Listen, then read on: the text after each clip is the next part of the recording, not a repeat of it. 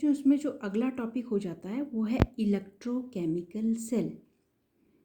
ठीक है, सेल ऐसा इलेक्ट्रोकेमिकल सेल जो केमिकल एनर्जी माने केमिकल रिएक्शन हो रही है और उससे हमें क्या मिल रही है, इलेक्ट्रिसिटी।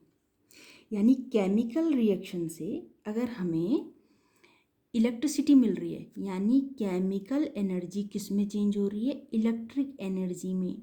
तो जो डिवाइस केमिकल एनर्जी को इलेक्ट्रिक एनर्जी में चेंज करेगा उसे हम कहेंगे इलेक्ट्रोकेमिकल सेल। इलेक्ट्रोकेमिकल सेल या इसका दूसरा नाम हो जाता है गैल्वेनिक सेल। गैल्वेनिक सेल भी हम इसको कहते हैं। इलेक्ट्रोकेमिकल सेल दूसरा नाम हो जाता है गैल्वेनिक सेल। काम क्या है, केमिकल एनर्जी को किस में चेंज करना, इलेक्ट्रिक एनर्जी में चेंज करना। अब किसी भी इलेक्ट्रोकेमिकल सेल को पढ़ने के लिए आपको पहले पता होना चाहिए इलेक्ट्रोलाइट्स के बारे में, जो मैं अभी आपको बता चुकी हूँ। जो इलेक्ट्रोलाइट्स जैसे NaCl, KCl, CuSO4 जो कि ईजिली अपने आयंस में डिसोसिएट हो जाते हैं। तो इलेक्ट्रोलाइट्स आपको पता हो गई।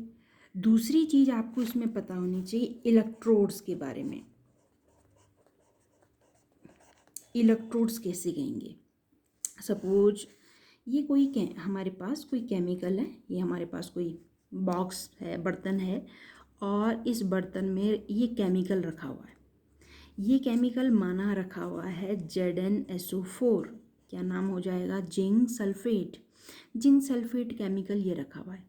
अब हम इस केमिकल में एक जिंक की रॉड डुबो देते हैं। ये हमने एक जिंक मेटल की रॉड इसमें डाल दी। जिंक मेटल की रॉड हमने जिंक सल्फेट में डाल दी। तो ये जो जिंक मेटल की रॉड है, जिंक मेटल जो रॉड है उसको हम कहेंगे इलेक्ट्रोड।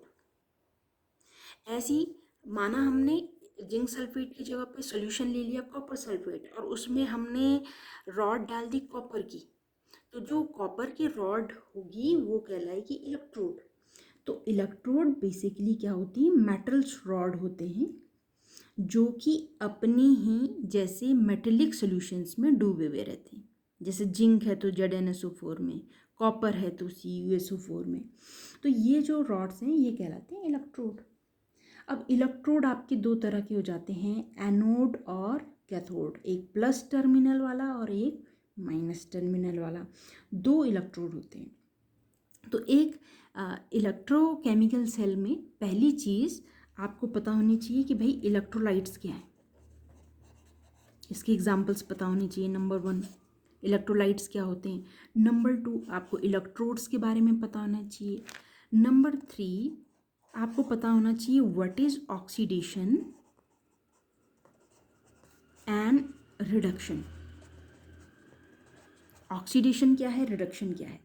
ऑक्सीडेशन का मतलब होता है जहाँ पर इलेक्ट्रॉन लूज हो रहे हों, इलेक्ट्रॉन आपके छूट रहे हों। जैसे सपोज जिंक मेटल है, जिंक मेटल से 2 इलेक्ट्रॉन चले जाते हैं, 2 इलेक्ट्रॉन चले गए, इस जिंक से 2 इलेक्ट्रॉन चले गए।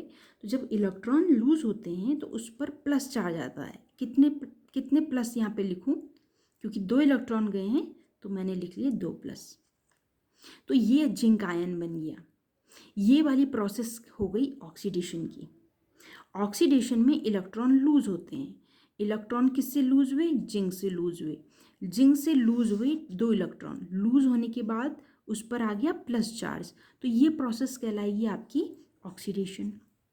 रिडक्शन ठीक इसका अपोजिट हो जाएगा। सपोज हमारे पास कॉपर 2+ आयन था, कॉपर 2+ आयन था। अब इसने क्या कर दिया, 2 इलेक्ट्रॉनों को एक्सेप्ट कर लिया, ले लिया। यहाँ पे लेने की बात है, एक्सेप्ट कर रहे हैं, यहाँ पे लूज होने की बात है।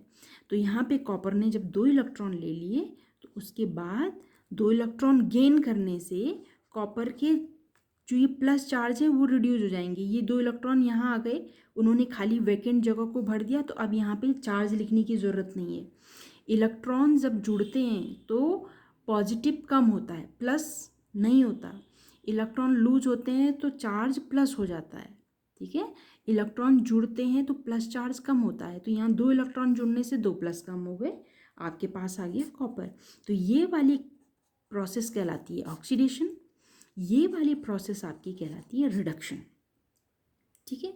और जब किसी रिएक्शन में दोनों प्रोसेस एक साथ चल रही हों, कोई एक केमिकल रिएक्शन हो और उसी में ऑक्सीडेशन भी हो रहा हो, उसी में रिडक्शन भी हो रहा है, तो वो वाली रिएक्शन आपकी रिडॉक्स रिएक्शन कहलाती है।